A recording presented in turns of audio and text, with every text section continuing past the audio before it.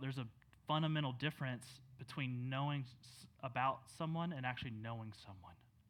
And man, it rocked me because the reality is like, I have a Bible degree. I have these things that tell me, man, I should know God and know him well.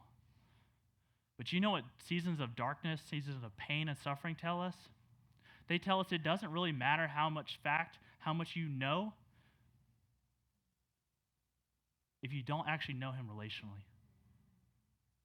You can go through your catechisms, if you know what that is as a teaching tool. You can go through your theology books. You can do all these things. But if you don't actually know him personally and relationally, that all dissipates. That all goes away.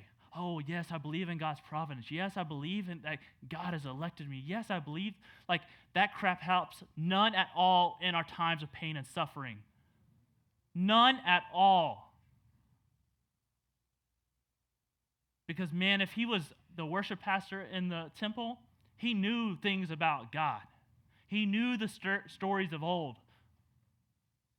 But that's not what he found. He found questions.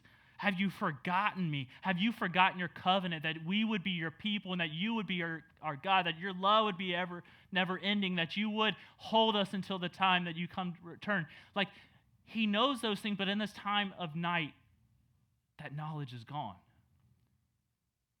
And he's questioning whether God is actually who he says he has been. This is David's right-hand man. This is his worship pastor when David was the king. And this is what he feels, that God has forgotten him. Not only has God has forgotten him, but God is no longer who he says he was.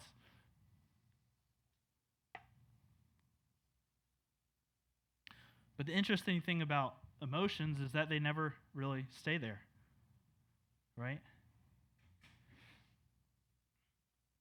Because in our times of pain and suffering, like, we oftentimes, especially within the church, we approach it very linearly. Like, hey, step 1, step 2, step 3, freedom.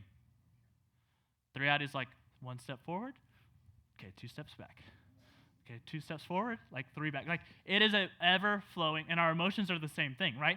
They're, oh, we got it. Okay, we're thinking right. Oh, crap, what just happened? All of a sudden, I'm off the cliff again, right? I'm about to fall over. And that's what's going on with him. He tried meditating on who God was. He tried meditating on the scriptures, and it found nothing but moaning and grief. But he keeps pressing on. He perseveres. He presses on in the midst of pain and suffering. He finds the second thing, right? That actually now begins moving from I, all my pain, all my suffering, all about me, to now you.